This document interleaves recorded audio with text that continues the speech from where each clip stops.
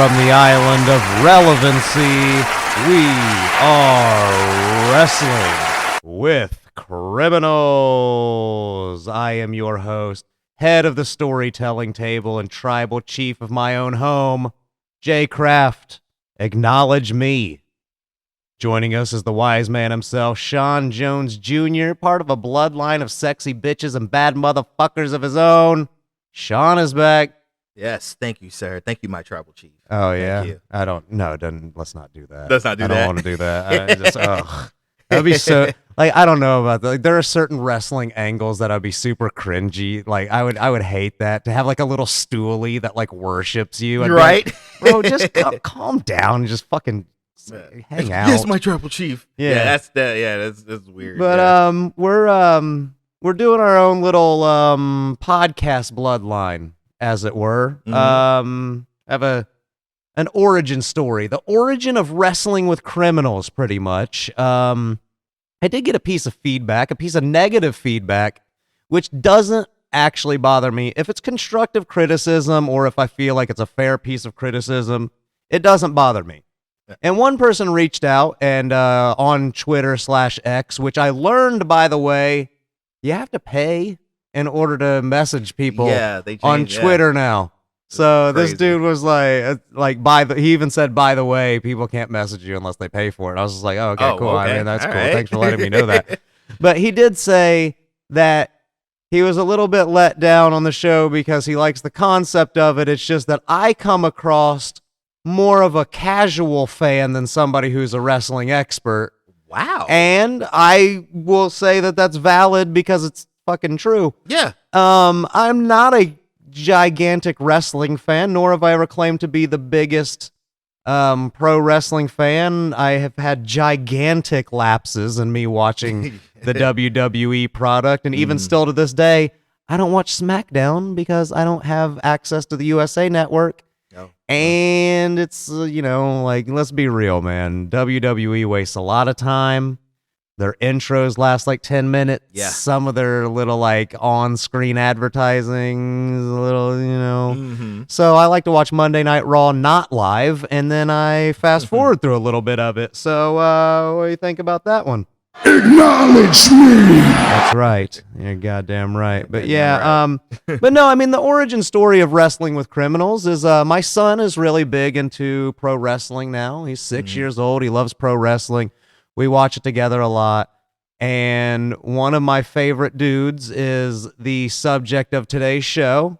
Well, not one of my favorite dudes, but he was like, I guess what would have been my favorite heel had he been a heel most of his career, which he kind of wasn't. He was kind of a babyface most of his career. But he was someone that scared me when I was a kid. Like, it was just like one of those, this guy is a legitimate, scary dude. And when I looked up, when my son was started getting into wrestling, I was like, what is this guy up to? And I started looking into him. I started reading all these stories about him. And I was like, oh my God. And then, I'm a creative person. The wheels started turning. And I was like, I bet you I could do a podcast about all these people who have been arrested or busted for all kinds of really crazy shit. So I'm not going to waste any more time. Making his way to the Wrestling with Criminals ring, I strongly suggest running for your life. If you grew up on 80s and 90s wrestling, this man was probably literally a thing of your nightmares. He is known by his peers to be the legitimate toughest son of a bitch in wrestling history. His bloodline runs strong, and that is a very obvious pun intended. Protect your nose, watch your back, fuck your mace, and forget about your handcuffs. You are about to come face to face with a Tongan king. I present to you Haku!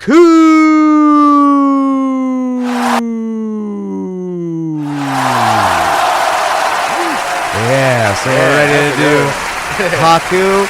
Now, I'll say this. Sean didn't know who we were doing. No, I didn't. Right until just now. No, I didn't. I told you I was going to keep it secret this time. I wasn't going to tell you. We're doing Haku, Meng.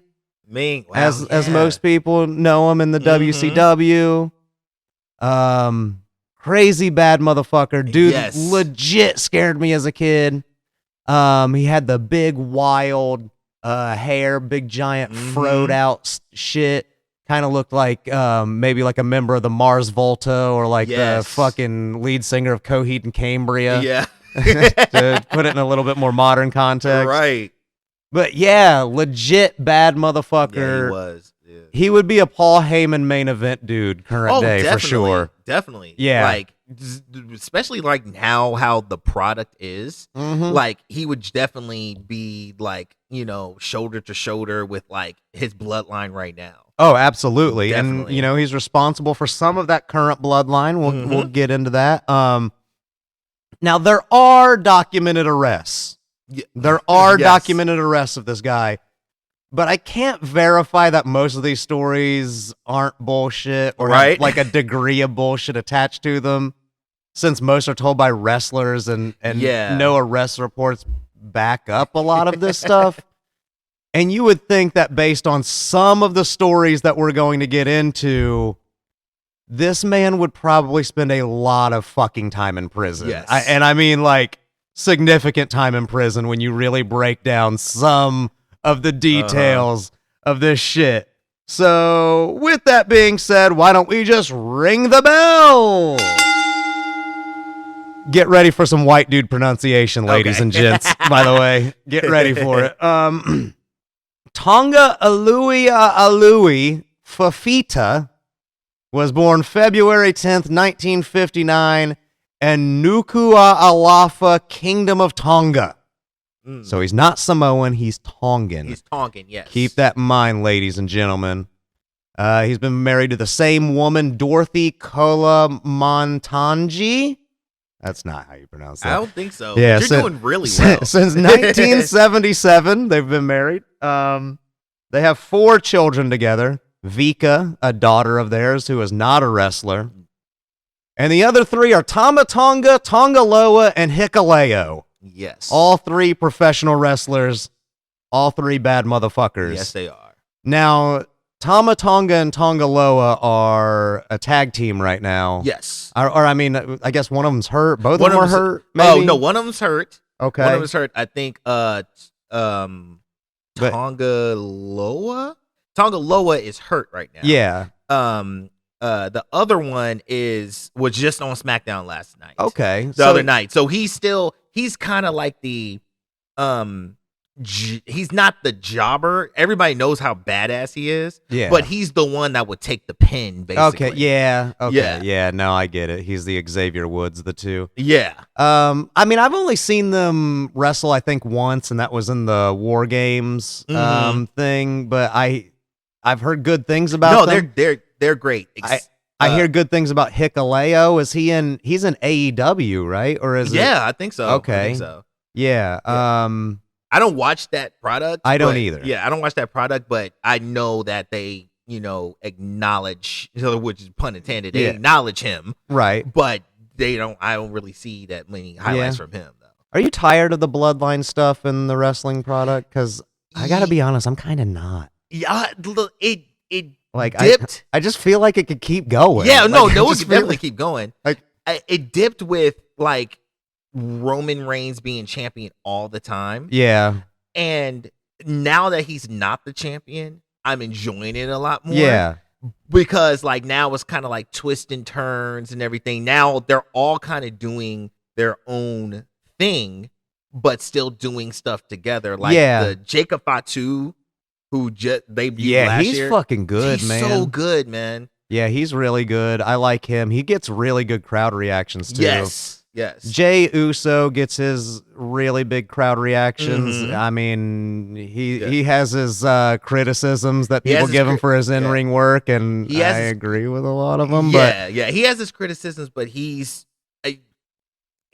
means well. I think that with him is he knows that he's the guy. He wants to do separate stuff, just like his brother. Yeah. But I don't think they expected for him to. He didn't expect himself to be like, I'm the number one person. Yeah, but like I just feel like they could keep this bloodline story stuff going if like you put the belt on Jey Uso at WrestleMania, which that might have happened by the time you listen to this. I try I don't make these very timely, but yes, we are recording this before WrestleMania. Sorry to, pull back the curtain too much there. Sorry, guys. But yeah, I mean, I feel like they could keep it going. They bring in Hikuleo. I'm part of the Bloodline too. Give me that fucking title. They just keep it going forever. These guys have 1 million kids, so yeah, and then they're still like cousins, and they're still girls. Like absolutely, yeah. Nia Jax with her big sexy self, absolutely. is still there.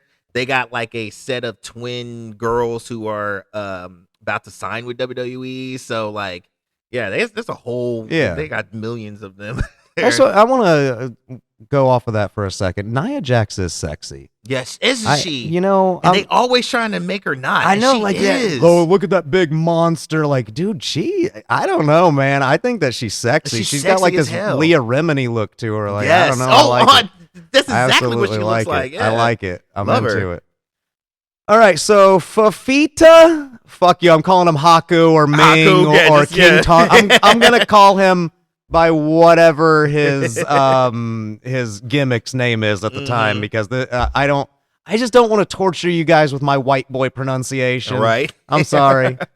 So anyways, in 1974, at 15 years old, he was selected with 5 other boys by the King of Tonga to go to Japan and learn sumo. Wow. Yeah, and trained for, a year to be being a sumo apprentice, which I don't know if you know anything about sumo apprenticeship, but it sounds fucking horrendous. Oh, man, it sounds terrible. You have to wash their ass. You got to wash them, and then, like, you have to, like, basically feed them while they're naked. Yeah. In, like, the steam room, like, it's just clean like... out, wipe their asses and stuff. Oh, fuck all of that. Yes. No way. They have to eat first. You have to eat last, and usually there's nothing to eat anymore. Like, like, oh my God, you got to feed them an entire horse and then just hope that you can eat a hoof. Also part of this group that was selected to go to Japan was Sione Valahi. That's still not how you say that, I'm sure. Right. Who would later wrestle as the Barbarian and tag team with Meng in WCW. Now, our boy Haku did have a winning sumo record in 1975. Okay. This same year, the trainer that recruited the group of the Tongan boys would die. Now, this led to some sort of weird dispute with the guy's successor and the Japanese Sumo Association. So they were kind of forced to like end this like weird exchange program, and it ended all of these these Tongan kids' sumo careers in 1976. So, whatever. Yeah. I mean, he did prematurely, however, finish his sumo career with a winning record of 48, 25, and 4. Oh. Yeah, so that's not too bad. Sumo's loss would be the wrestling world's gain, I guess. Yeah. Now Giant Baba would train this beast to debut as King Tonga in 1978. I would not fuck with Giant Baba. Have you ever seen him? I see the picture, but his I've never fucking seen... big Easter Island head. Yes, that big motherfucker. He's scary. I wouldn't even fuck with somebody named Giant Baba. Giant Baba. Hey, you want to meet Giant Baba? Yes, and I'm going to be absolutely polite to him. Like, hello, sir. Yeah. How are you? Yeah, just keep looking him in the eye. And shit. Like, hey, you want to meet the monster Meng?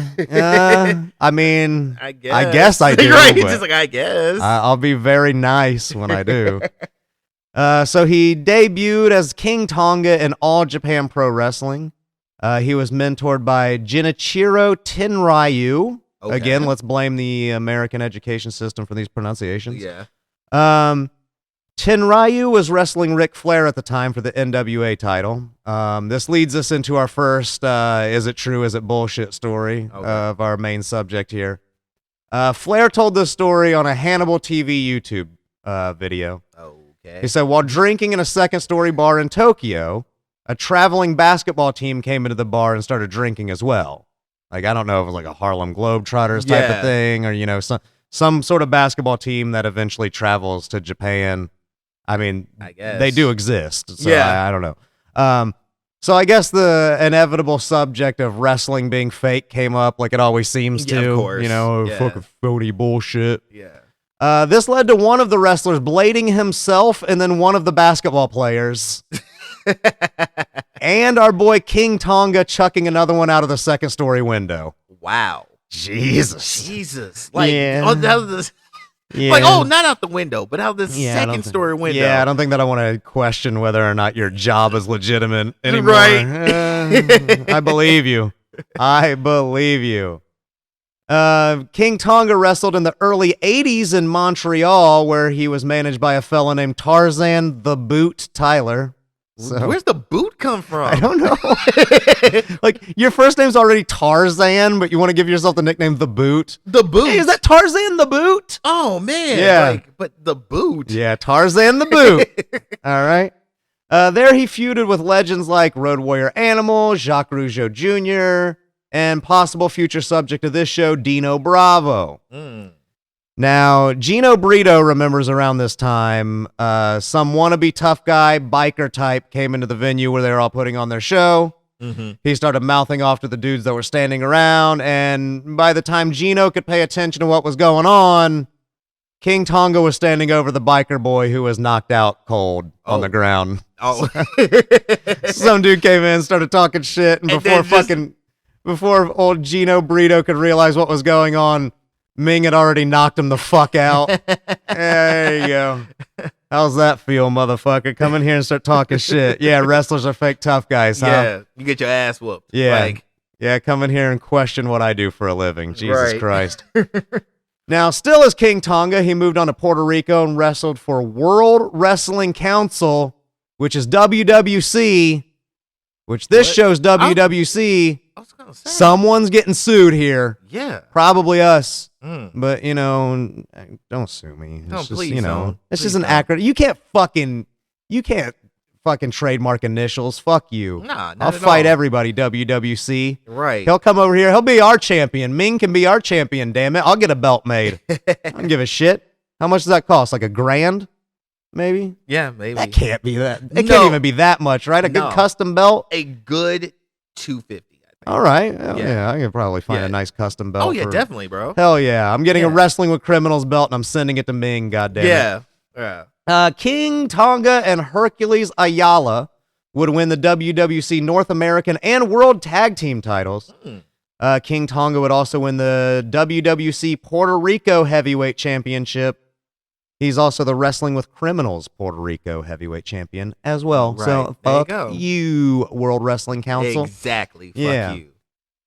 He also wrestled a World Wrestling Council match in the Montreal Forum where he teamed with Dino Bravo to defeat the Road Warriors. Wow. So Okay. it's a big win right there. That's The a big, that's Road Warriors, huge, especially in the Yeah. 80s. Jeez. Yes, definitely. All right, so August 20th, 1985, King Tonga makes his WWF debut. What took you so damn long? Yeah, what's this going dude is on? naturally scary as hell. As a heel, he's a naturally scary-ass motherfucker. He debuted in WWF as a babyface.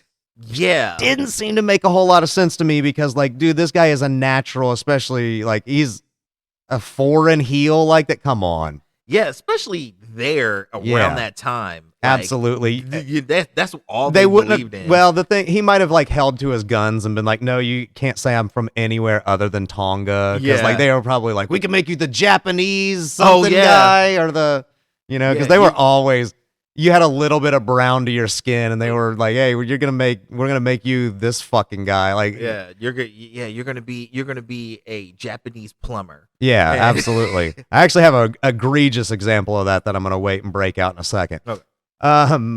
Let's see. In 1986, Bobby the Brain Heenan was offering $15,000 to anyone who could successfully body slam Big John Studd, one of my childhood nicknames, by the way. Well, guess who body slammed Big John Studd's big bitch ass? King Tonga, There it bitch. is. Bow down. There it is. Bow down. Of course, Bobby Heenan weaseled his way out of paying the 15 bands to King Tonga. Of course. But this angle brought a lot of fans to the King's Court, so it really cemented him as a babyface foreign guy that people could root for, Mhm. which I think you should always have that. Not every foreign person needs to be a bad guy. Yeah, you know? and they used to do that. They used to do that shit all the time in the 80s. Yeah. And the early 90s too. Like, hey, he's foreign. He's a bad guy. Yeah. Japanese guy, he heel. sucks. Yeah. All right. Well, whatever. Now, Bobby the Brain Heenan, for this podcast record, managed Andre the Giant, who Bobby says once told him there are two wrestlers that Andre would never dare pick a fight with, that being Harley Race and our buddy Haku. So if Andre the Giant is saying, I wouldn't fuck with him, I would not. Fuck that then shit. you got to think this dude's probably a legit bad motherfucker. You're right. Andre the Giant, stronger and taller than everybody else. And he goes like, I ain't fucking with him. Yeah, I wouldn't want to fuck with this guy. He's going to take pieces off of me. Right. Mid to late 1986, he started going by Haku and formed the tag team The Islanders with Tama, which is Rikishi's twin brother. Yeah. Everyone knows fucking Rikishi. Of course. Absolutely. I did it for The Rock. I did it for the people. I did it. Shut your mouth, you thong-wearing fatty. Absolutely. So I love he's it. Rikishi's twin brother. That's Jimmy and Jey Uso's uncle, Solo Sikoa's uncle, Umaga's brother. OG Bloodline is what we're talking about here. Yes. Abso-fucking-lutely. The Islanders won the $50,000 Tag Team Battle Royale at Madison Square Garden in October of 1986. Now, the big question that I have, and I'm sure I could have looked this up to actually find out the real answer. Do you think that's a kayfabe number, or do you think Vince really broke off $50,000 of the winning team? Not at all. Oh, yeah, I bet, no. Not at all. No, they probably got paid $500. $500 and then just being like, now get out there and make me some goddamn money. Yeah. Well, show up to the $1 million challenge, or you're not getting paid your You're not getting $5,000. paid. Yeah. Yeah. Or you're fired. You're fired. I think I might have a "you're fired." I do. Yeah! Yeah, I got a fucking "you're fired." There sounder. you go. Now, the Islanders were managed by Bobby Heenan, and they even had a 6-man tag match with Bobby Heenan dressed as an attack dog What? against the British Bulldogs and Coco Beware at WrestleMania 4. WrestleMania? I watched that earlier this morning. It's amazing. Wow. The Islanders won, and Heenan got the pin on Coco. Wow. Yeah, really? fuck yeah. He was dressed like a fucking attack dog. It was hilarious. Fucking Bobby Heenan is really damn funny. Dude, he was... Original Paul Heyman. Yes. For yes. anybody who's only a modern wrestling fan. Yeah. That's who he was. He is, like, he was good as a manager, and then just him as a commentator, too. Bro. Yeah. Like, he was so good at what he did. Yeah. He's absolutely excellent at it. I love Bobby the Brain. I love Heenan. him. Yeah, I love him to death. One of my favorite guys ever. Mm-hmm. So in 1987, Haku was in a locker room confrontation with Jesse Barr. That is Jimmy Jack Funk, is what he goes by. Oh, okay. Brother of Wrestling with Criminals alumni Art Barr, Mm. who I just did an episode with my brother. It was said that Jesse said some racist shit to Haku, and Jesse got his ass beat so bad that Haku literally gouged his eye out of the socket, Jesus. left him with a hanging dangler. Oh, God. It's said, I mean, it's rumored that he had to have a glass eye for the rest of his career after this, but, you know, that's one of those maybe it's bullshit, maybe it's not stories. But gouge Jesse Barr's fucking eye out. I mean, that's one of those, like, where it's such a well-known story that there's a date to it and a name. It's not just some random guy at a bar. He gouged Jesse Barr's fucking eye out. Jesus. So I tend to believe that story might be a little bit true. Yeah. That one seems believable. Good. Especially like backstage. Yeah, what'd you say to me, motherfucker? Let me gouge that eye out real quick. Yeah. Oh, God. In 1988, Haku was crowned King Haku after Harley Race got a legit stomach injury from Hulk Hogan. He passed the King of the Ring throne to our Island Boy. Awesome. And Haku feuded with Hogan, which is death for any wrestler's gimmick at the time. That was a foreigner. Jesus. Yeah. Hey, Hogan, what do you think the finish is going to be? Well, I think that I'm going to drop the boot on you. 1, 2, 3, 1, 2, brother. 3, brother. That's all we're gonna do, brother. Yeah, that's all we're gonna do. Yeah, brother. like, hey, fuck it. Hey, Hogan, what do you think we're gonna go out and do tonight? I'm gonna get off by cranking your knob just a little beyond the breaking point. Okay, I don't want to do that. I don't want to do that. That doesn't work for me, That brother. wasn't work for me, brother. But yeah, so of course, Hogan beat him, all that shit. Of course. But also on December 17th, 1988, King Haku failed to beat Randy Savage for the WWF World Heavyweight Championship. Let's see. At the end of the 1989 Royal Rumble, Haku would defend his crown against the returning Harley Race and win, proving that he is the real King of the Ring. Awesome. Harley Race had to have been old as shit at this point. Oh, yeah. I remember his late run as King Harley Race, and yeah, he was pretty old. Yeah, like, he was.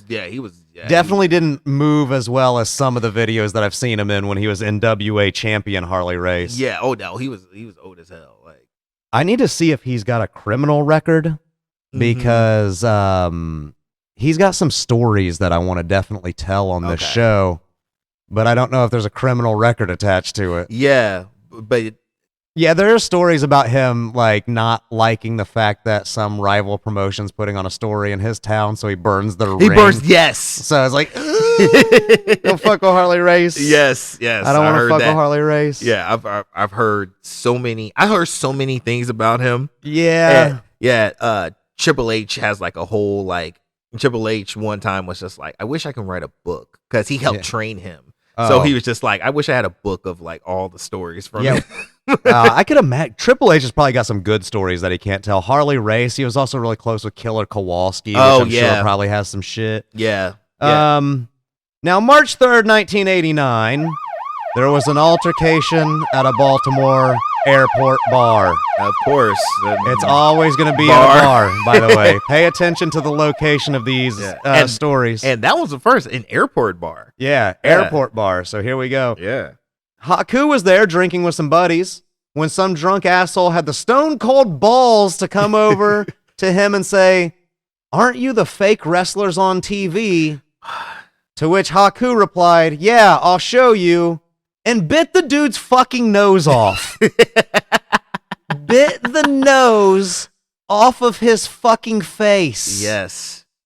Ah. Yeah. That's the one story that I've heard a bunch of wrestlers talk about. Yeah, because he was, well, according to this story that I've also heard several, I could go according to this person, but that's according to the Barbarian, according to Meng himself, according to I can't even remember, but like I've seen Ric Flair. Everybody was like, yeah. dude, I was there when he bit a dude's fucking nose off of his fucking head. Yeah. That is, oh my god. Yeah, the Godfather was just talking about that because he was there as well. Okay, Like, yeah, I mean, I can imagine. Yeah.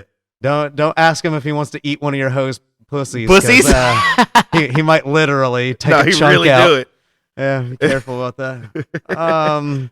Yeah, it's just okay. Bobby Heenan also recalls an incident around this time where someone else decided to talk shit to Haku in a bar, which once again proves that alcohol is a fucking terrible drug to do. Yes. Why do you talk shit to Haku? Yeah, like, why do you like not only Haku, but just like wrestlers and have the gall to go up to them who are like taller, bigger than you. Hey, look at this 6'6" monster who's just solid rock. Hey, you're a pussy. Yeah. What?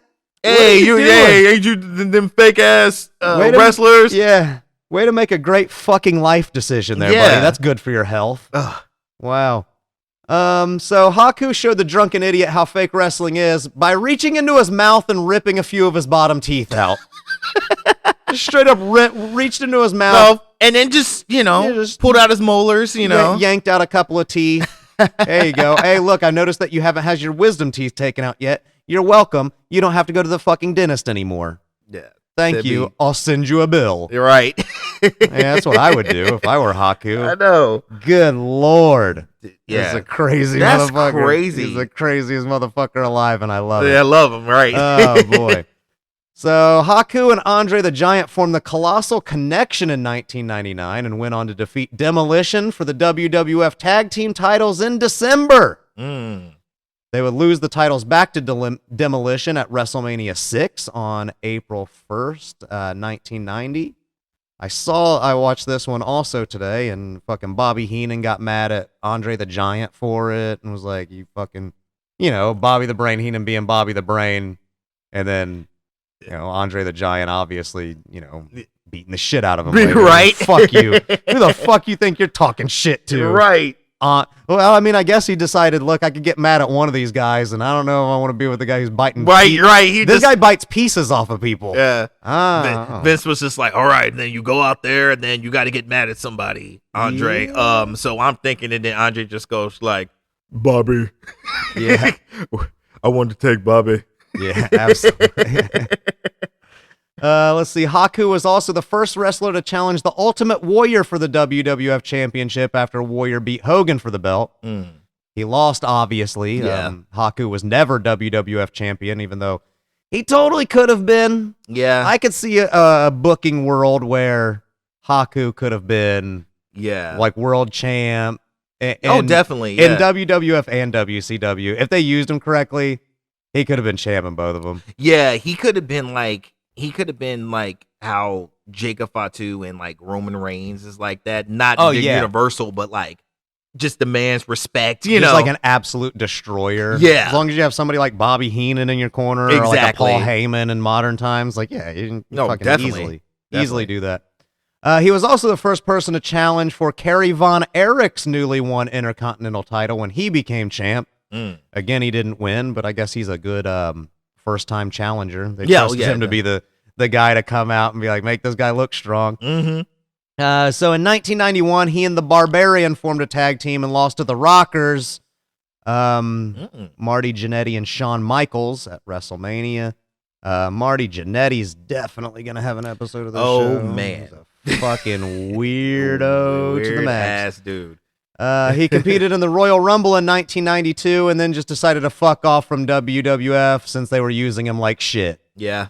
Like, look, man, like I'm obviously a legit bad motherfucker and you're having me like lose to guys. Yeah. So, nah I'm just cool. going to go somewhere else. He won the Super World of Sports Tag Team Championships with Yoshiaki Yatsu in 1992 and held them until the company closed later in the year. He then moved on to Consejo Mundial de Lucha Libre in Mexico and wrestled there and in other various promotions until 1994. It was sometime during his stay in Mexico that Chris Jericho told Stone Cold Steve Austin that this happened. So Chris Jericho was running late for a flight that he had to catch that apparently our buddy Haku, who is now going by Meng because WWF owns Haku. Yes. So he's Meng at this point. Jericho was detained at the airport because they're just kind of like fucking with the white guy, Yeah. Like, let's fucking open all of his shit. Like, is this fucking toothpaste a bomb? Like all that weird shit. And Jericho was starting to get kind of annoyed because he was running late and the dudes were just kind of jacking him around and he knew that. So it's just like, all right, guys, come on, like stop fucking with me. Like normally this would be funny, but I'm fucking running late. You gotta let me go. So one of the security guards grabbed at Jericho, which caused him to get kind of defensive and jerk away. And then like this semi-ruckus ensued where the guards are kind of getting loud, swarming Jericho. Mm-hmm. And Jericho hears, hey, off in the distance in Ming's voice. And he burst onto the scene like a bull on crack and just like leveled the security guards. Of course. I picture a Jacob Fatu scene. He's in there spearing all the fucking security guards, tongue and death gripped these motherfuckers and shit. He heard ruckus and then he was just like, I gotta go over there. Oh, look, somebody's picking on that young little Canadian fella that I know over there. Because, Jericho is pretty young at this point. Oh, yeah. 96-ish. Oh, yeah, definitely. So, yeah, he was pretty young and fucking Ming probably was just like, man, nobody's fucking, that's my friend. Fuck you. Yeah. Anybody with a badge, I'm swinging on him. I'm swinging. I don't give a fuck.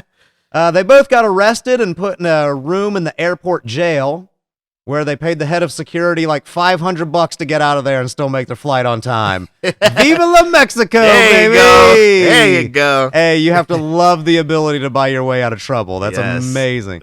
Like, I've only been pulled over a few times and for minor shit in my life, but every single fucking time I've always wished, like, man, can't I just give you $20 and keep fucking driving on my way? Like, why do we have to do this? Yeah. So, like, you gotta love a fucking system that just automatically, it's just like, all right, guys, you knocked out 5 guards, so I'm thinking, I don't know, $100 a guard, and then you guys can still make your flight. Yeah, come on. Yeah, that's like always like a movie trope.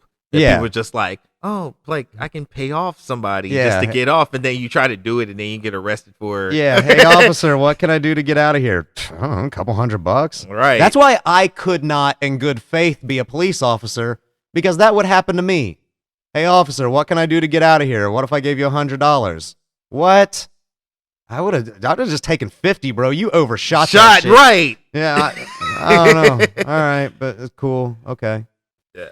So on May 28th of 1994, Meng would make his debut for WCW as the badass bodyguard for Colonel Robert Parker. That's a heel manager played by Robert Fuller. He's a pretty good 70s wrestler. I don't know a whole lot about him. I don't know, but yeah. I've seen some of his old matches. I used to like really watching a lot of old wrestling with my grandpa back in the day, so I'm familiar with some of like the older guys. Meng's first feud was against Hacksaw Jim Duggan, which culminated in Meng's win at WCW Uncensored, their pay-per-view event. Meng fought Sting at the Great American Bash, the Battle of the Ings. In 1995, for the United States title, he did not win because that extra letter in Sting's name gave him the upper hand. There you go. I was like, sorry, dude, I got one more letter. Sorry. I got one more letter. Sorry, I got to do it. Let's see. He started going by the Monster Meng and joined Kevin Sullivan's Dungeon of Doom. Oh. Kevin Sullivan, badass motherfucker. Again, he's going to be brought up at some point in our Chris Benoit episode. Yeah. Let's see. He is also in the Dungeon of Doom with the likes of Kamala, Lex Luger, Vader, Conan. Okay. Our girl Jacqueline. There you go. And, of course, the late Nancy Benoit. So, rest in peace, woman. Yes. That was her name, by the way. Don't think that I'm being misogynistic. She actually went by woman in the Dungeon of Doom. So, you know, keep that in mind. Right. Kevin Sullivan had this to say about traveling with Meng. They were on the road and decided to stop into a bar and have a few beers before heading back to their hotel for the night. A few guys were there playing pool, trying to be badasses. And again, why do people keep doing this? Why? Decided to talk some shit to Meng. Now, this is a quote from Kevin Sullivan. This is a direct quote, so just keep that in mind. I'm not like some fucking weirdo. This is his words. The next thing I know is that Meng goozles the guy like Mr. Spock. Wow. Whatever the fuck goozle means. What That's does why, that again, mean? that's why it's his words, not mine. It was fast and furious. He grabbed another guy who tried to get involved and knocked him unconscious. Meng bit through the guy's shirt like a wolf, bit a chunk out of the guy's back, and spit it on the floor. Jesus. Good Lord. Oh, man. Goozled him. Goozled him. Yeah, absolutely. Jesus Christ. Bit a chunk out of his back. A chunk. Yeah, don't turn your back on Meng. He'll bite a chunk out of it. Let's see. Meng competed with the Dungeon of Doom against Hulk Hogan's team at Fall Brawl.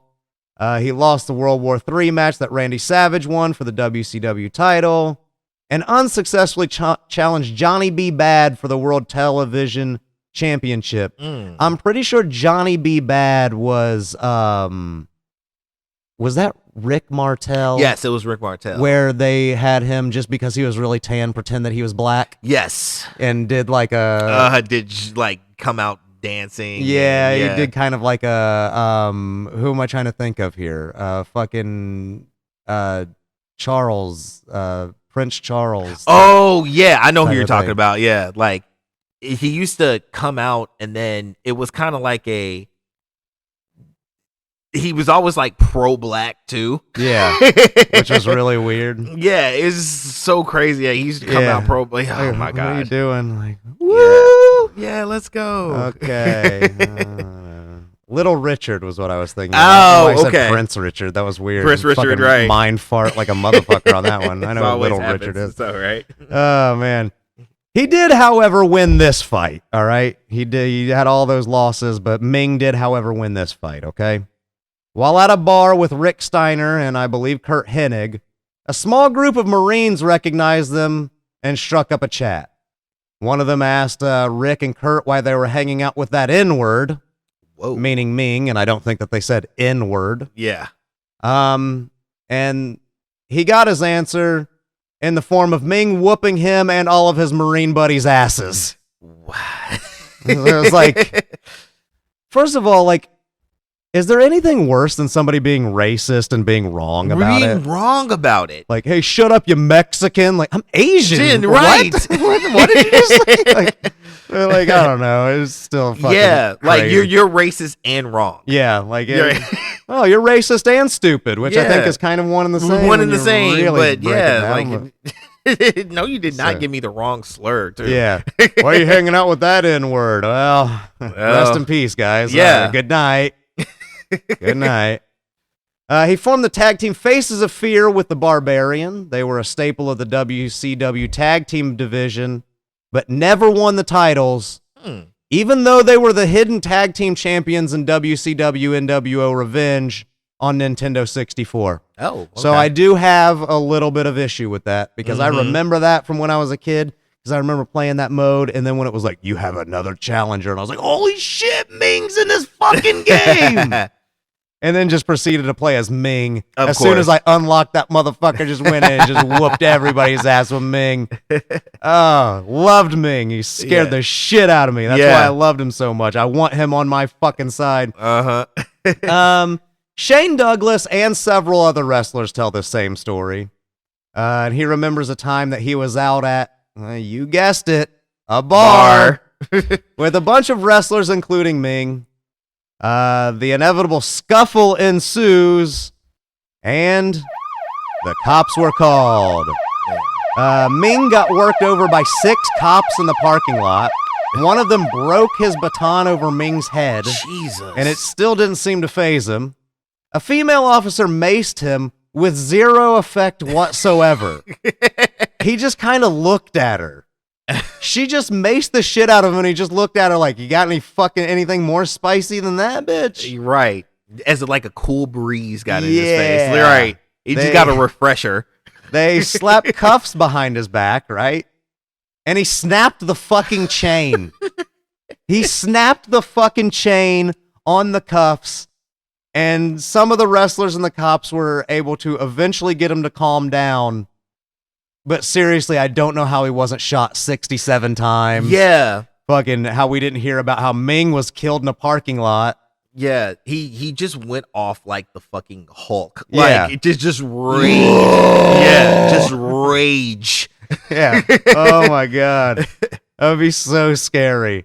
To witness that. Imagine being somebody at the bar and being like, yo, they just maced that guy, and he just kind of licked it off of his face. He broke the fucking handcuffs. Yeah, fucking crazy.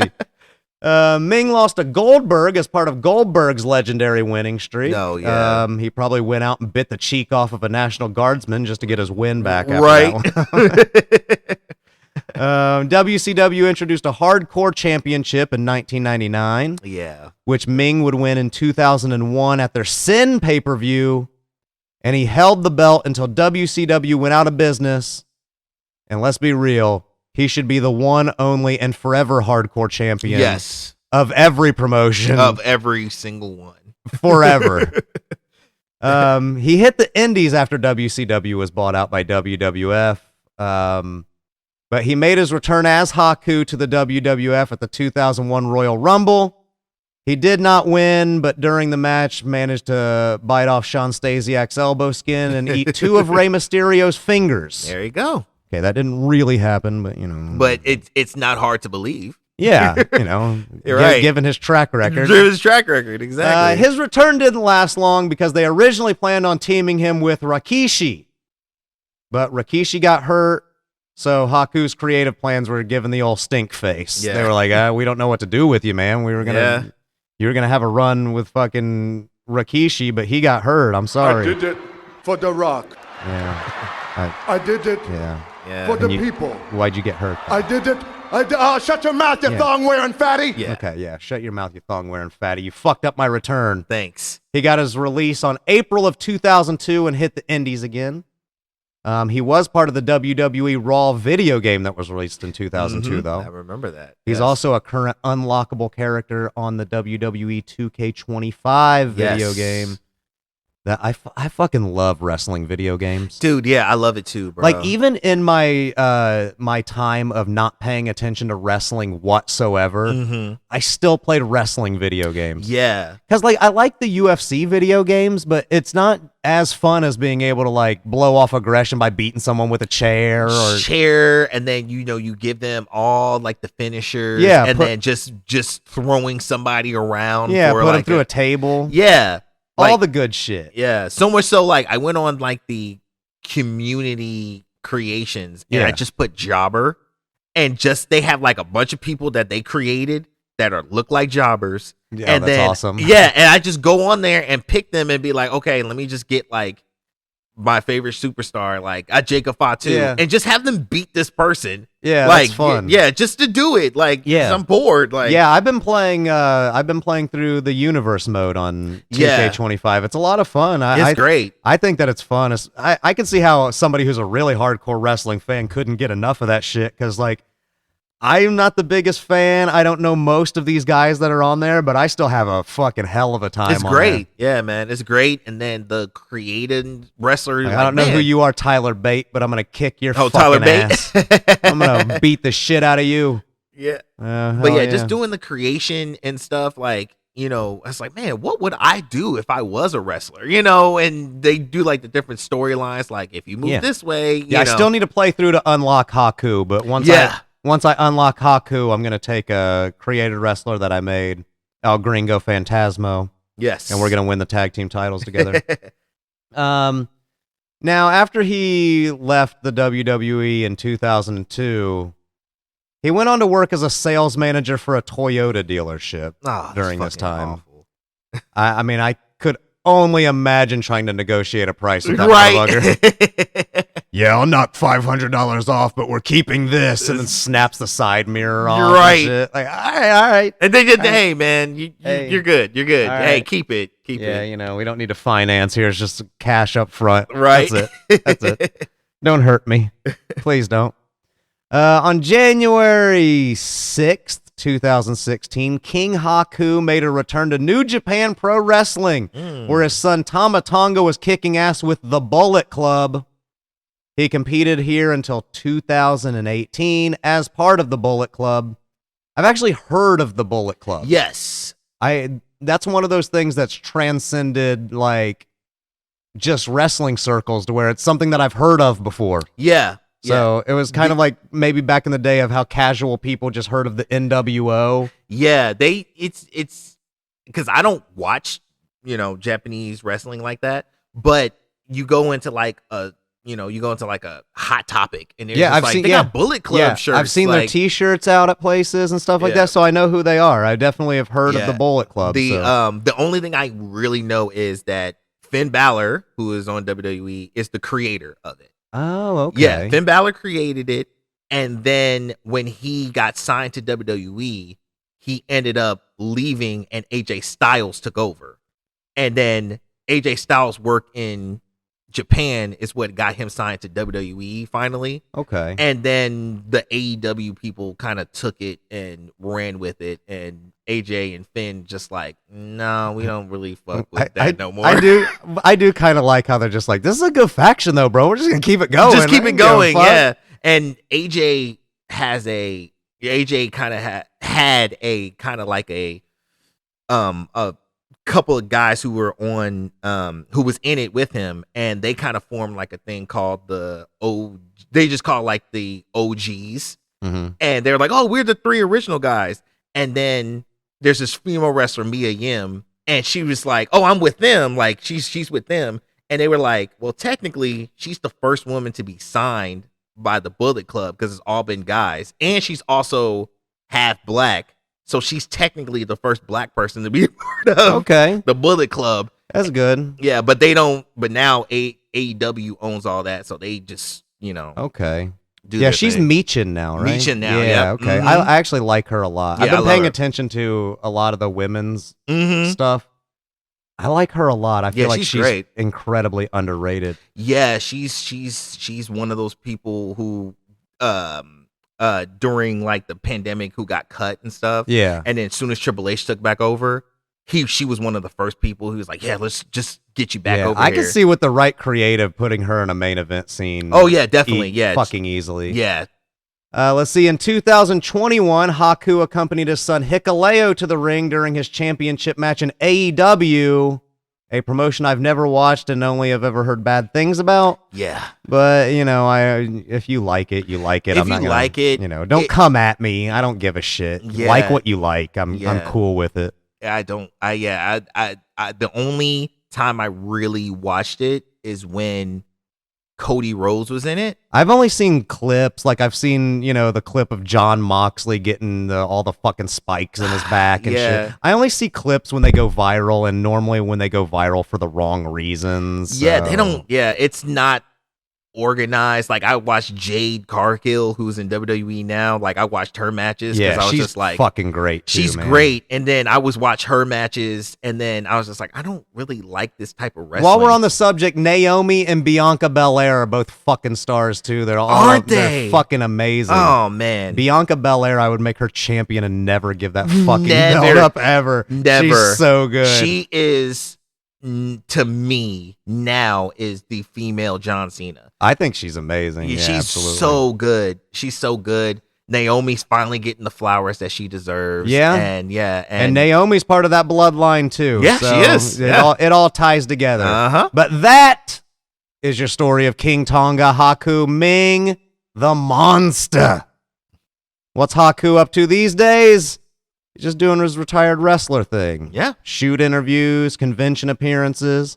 Me and Sean's going to a convention in a couple weeks. Might meet Jacqueline. Yes, let's meet Jacqueline. Like a lot of these people, you have to pay to meet most of these people, and some of these people I wouldn't even dare. Not at all. But if Jackie is cheap enough, I want to go at least say hi to her because it's like, dude, fuck yeah, Jackie, I love you. Yes. You're so awesome.